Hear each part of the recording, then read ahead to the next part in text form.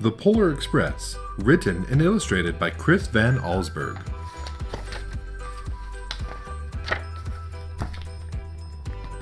On Christmas Eve many years ago, I lay quietly in my bed. I did not rustle the sheets. I breathed slowly and silently. I was listening for a sound a friend had told me I'd never hear. The ringing bells of Santa's sleigh. There is no Santa, my friend had insisted, but I knew he was wrong.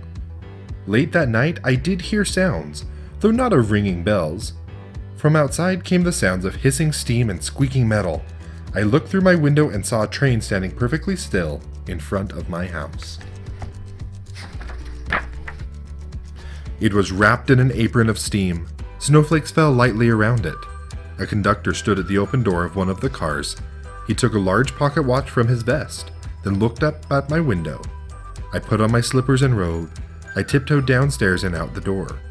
"All aboard," the conductor cried out. I ran up to him. "Well," he said, "are you coming?" "Where?" I asked. "Why, to the North Pole, of course," was his answer. "This is the Polar Express." I took his outstretched hand and he pulled me aboard. The train was filled with other children, all in their pajamas and nightgowns. We sang Christmas carols and ate candies with nougat centers as white as snow. We drank hot cocoa as thick and rich as melted chocolate bars. Outside, the lights of towns and villages flickered in the distance as the Polar Express raced northward. Soon, there were no more lights to be seen. We traveled through the cold, dark forests, where lean wolves roamed and white-tailed rabbits hid from our train as it thundered through the quiet wilderness. We climbed mountains so high it seemed as if we would scrape the moon, but the Polar Express never slowed down.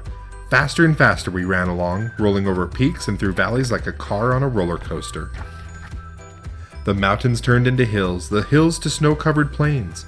We crossed a barren desert of ice, the great polar ice cap. Lights appeared in the distance. They looked like the lights of a strange ocean liner sailing on a frozen sea. "There," said the conductor, "is the North Pole."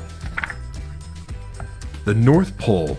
It was a huge city standing alone at the top of the world, filled with factories where every Christmas toy was made. At first, we saw no elves. "They're gathering at the center of the city," the conductor told us. "That is where Santa will give the first gift of Christmas." "Who receives the first gift?" we all asked.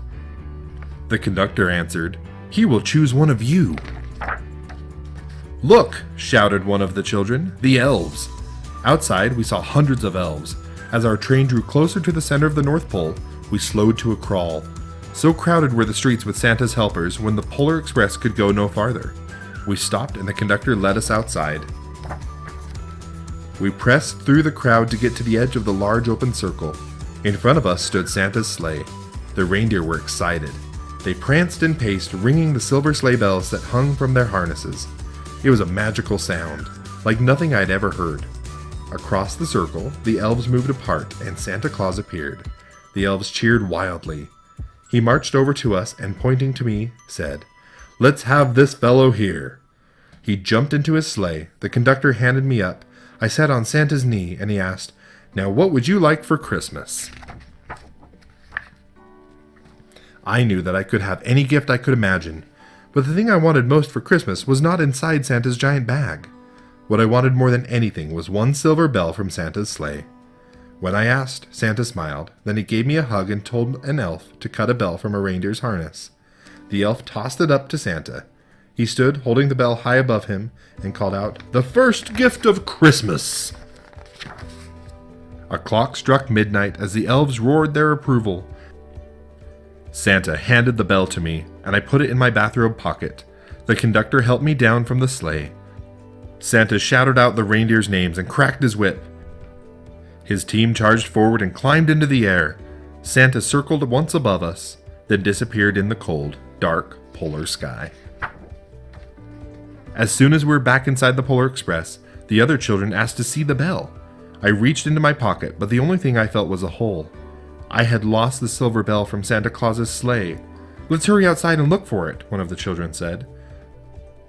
But the train gave a sudden lurch and started moving. We were on our way home. It broke my heart to lose the bell. When the train reached my house, I sadly left the other children. I stood at the doorway and waved goodbye. The conductor said something from the moving train, but I couldn't hear him. "What?" I yelled out. He cupped his hands around his mouth. "Merry Christmas!" he shouted. The Polar Express let out a loud blast from its whistle and sped away. On Christmas morning, my little sister Sarah and I opened our presents. When it looked as if everything had been unwrapped, Sarah found one last small box behind the tree. It had my name on it. Inside was the silver bell. There was a note. "Found this on the seat of my sleigh. Fix that hole in your pocket. Signed, Mr. C." I shook the bell. It made the most beautiful sound my sister and I had ever heard. But my mother said, "Oh, that's too bad." "Yes," said my father, "it's broken." When I'd shaken the bell, my parents had not heard a sound. At one time, most of my friends could hear the bell, but as years passed, it fell silent for all of them. Even Sarah found one Christmas that she could no longer hear its sweet sound. Though I've grown old, the bell still rings for me, as it does for all those who truly believe.